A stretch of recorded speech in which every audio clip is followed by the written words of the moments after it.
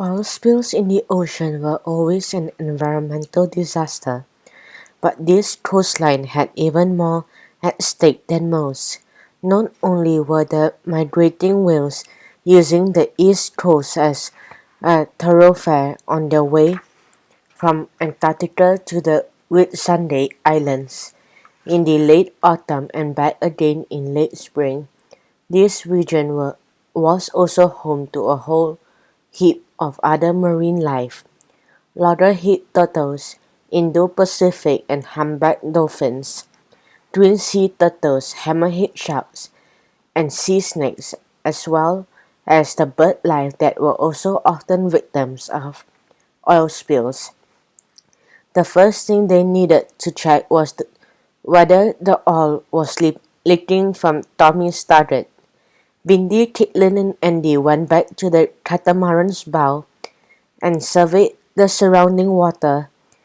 The wind had picked up and they could see the ocean's current was moving more oil towards the trawler. It didn't look like the trawler had leaked. Captain Washington's dad gave the boat a quick once-over, and their fears were confirmed. The oil must have come from the different source.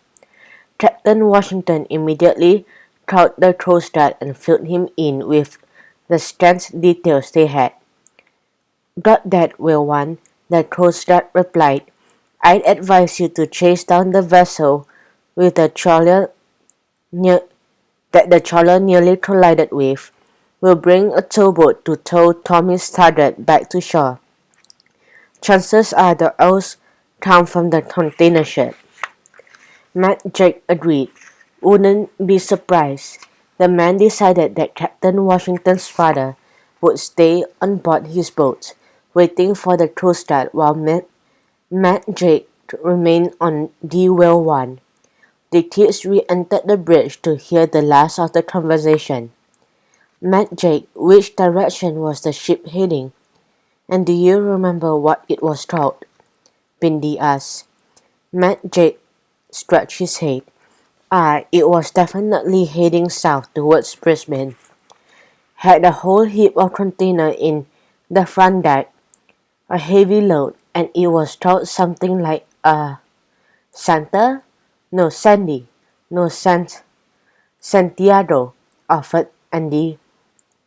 Matt Jake looked amazed. "That's it, Santiago. Santiago's son it was. How do you know that?"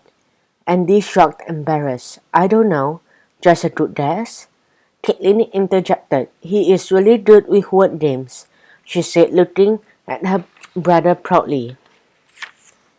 After passing that information on to the Coast Guard, Steve's Whale One left behind Tommy's target and powered on south, traveling as fast as it was safe to go.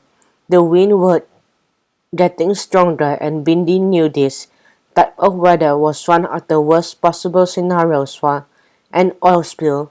The gas could carry the oil a lot further, creating more far-reaching damage than it would do in calmer seas. Bindi was looking through some binoculars when she spotted something dark and shiny on the ocean surface. "Captain Washington, take a look over there," she said, pointing starboard. "There is more oil." Captain Washington grimaced. "Well, we're on the right track at least." The choppy waves made the going tough, but they continued on. Soon Caitlin pointed to a large vessel in the distance. "Could that be the culprit?" she asked. Matt Jake squinted. "Could be." They forged on, and the huge shipping container became more visible. Looking through the binoculars, Bindi confirmed their suspicions.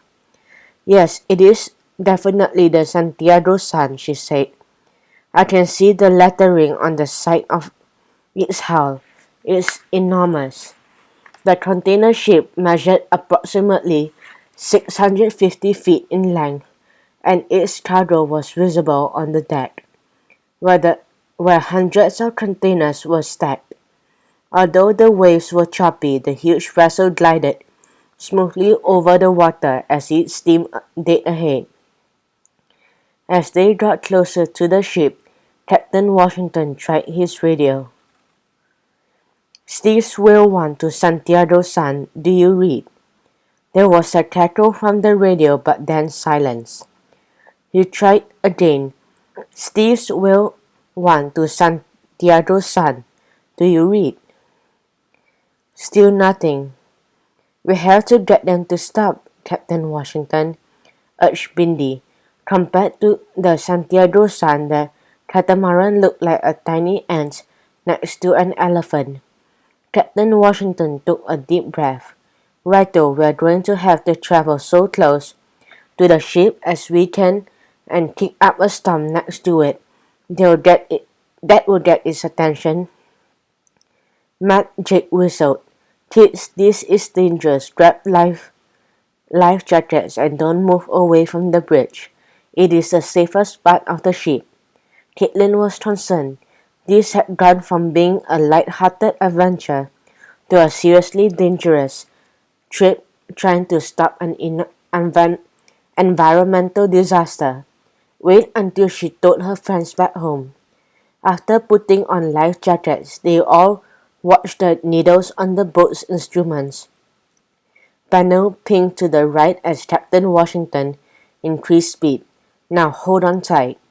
The captain spun the wheel from left to right, sending up wide arcs of water on both sides.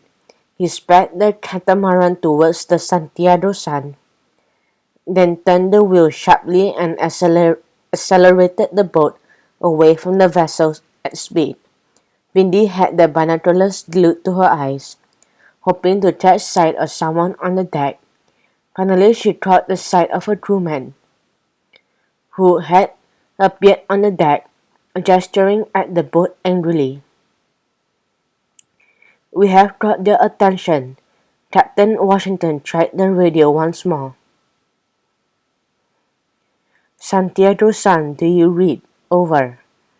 There was a distinct crackle from the radio this time. The group all looked at each other expectantly, then a gravely voice came on the line, but the transmission was unclear. It sounded like a gobbledygook. Santiago, please repeat slowly, over.